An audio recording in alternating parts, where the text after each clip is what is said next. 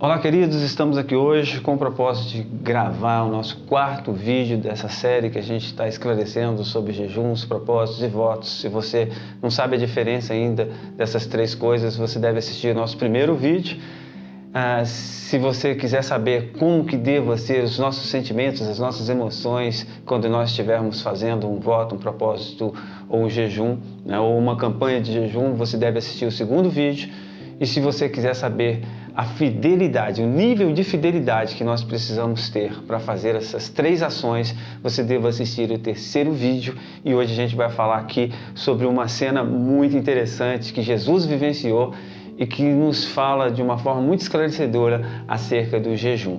Antes, porém, gostaria de te pedir que, se você ainda não é inscrito no nosso canal, que você venha se inscrever, que você também possa deixar um like aqui, que vai ser muito importante para a gente, e, se possível for, compartilhe esse vídeo com alguém, ok? Então, o texto que a gente vai falar hoje, ele se encontra em Mateus capítulo 17, a partir do verso 14. E ali nos fala que Jesus estava no meio de uma multidão e de repente chega um cidadão, chega uma pessoa, um pai, e esse pai, ele chega para Jesus e fala assim: olha, eu gostaria de te pedir, ele se ajoelha e ele fala assim com Jesus: eu gostaria de te pedir para que o Senhor resolvesse o meu problema, porque os seus discípulos não conseguiram resolver. O meu filho é lunático, e vez por outra os demônios pegam, joga ele no fogo, depois joga ele na água e um problemão acontece. Então Jesus, antes de expulsar aqueles demônios, ele virou para aquela multidão e disse assim: ó geração incrédula e perversa, né? E aí ele já começa a dar uma dica do que de fato acontece no mundo espiritual, o porquê que aqueles discípulos não estavam conseguindo expulsar aqueles demônios. Tem a ver com incredulidade e tem a ver com perversidade. Por que perversidade?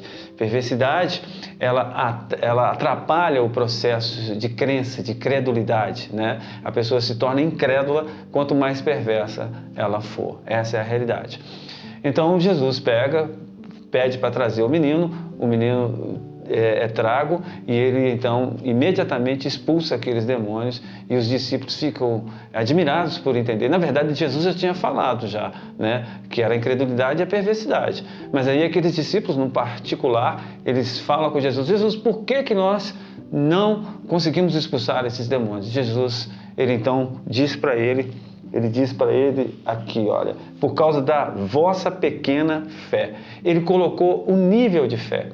Então, ele fala nesse versículo algo interessante. Ele fala assim: olha, porque em verdade vos digo que se tiverdes fé como um grão de mostarda, direis a este monte: passa daqui para acolá. Eu já vi muito crente pregando esse versículo de uma forma errada, porque na verdade eles entendem que a nossa fé, ela precisa ser de um grão de mostarda. Mas Jesus não falou que a nossa fé precisa ser de um grão de mostarda. Mas como o processo de desenvolvimento de um grão de mostarda, que é uma pequena semente e que se torna uma grande hortaliça, uma grande árvore de 9 metros. Esse é o processo. Quando ele fala como, ou seja, nós precisamos ter uma fé desenvolta. Nós precisamos ter um nível de fé compatível com o nível de demônio que nós vamos expulsar, entende? E aí ele diz assim, olha, no versículo 21, mas esta casta, o que é casta? Casta é um tipo, é um nível, é uma espécie de demônio.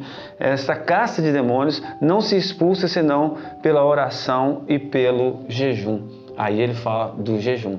Então, quando ele fala de oração aqui, não significa que nós não temos que ter uma oração ou temos que orar só para expulsar o demônio. Não significa isso. Significa que quando nós expulsarmos algum tipo de demônio, alguma casta, algum nível mais elevado de demônio, nós precisamos orar mais e nós precisamos também jejuar. E o que o jejum faz? Para que nós venhamos entender aí o jejum, é preciso nós entendermos o que acontece no ser espiritual que nós temos.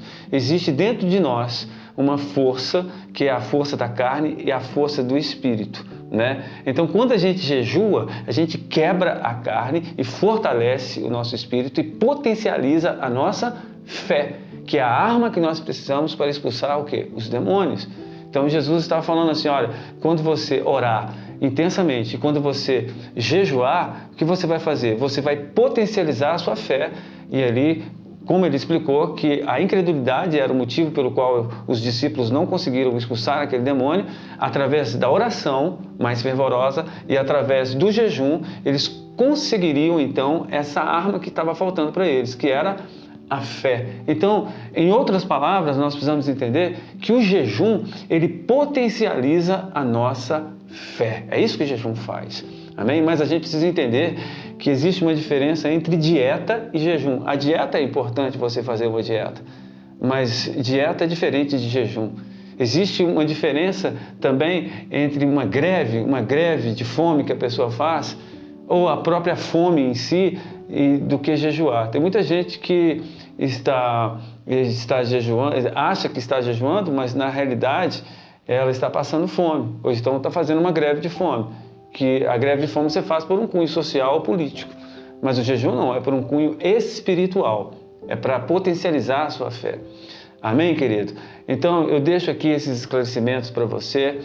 É muito importante a gente saber jejuar, a gente jejuar com entendimento, com esclarecimento, para que nós venhamos conquistar as nossas vitórias. Por hoje eu encerro aqui, espero que você tenha sido edificado e se você gostou desse vídeo, que você possa deixar o seu like. Mais uma vez eu estou te pedindo aqui que você possa compartilhar esse vídeo e se inscrever no nosso canal. Amém? Que Jesus te abençoe. Amanhã a gente vai estar fazendo a última série desse vídeo, o último vídeo, aliás, né, dessa série sobre votos, propósitos e jejum, e espero que você assista também. Amém? Jesus te abençoe e até amanhã.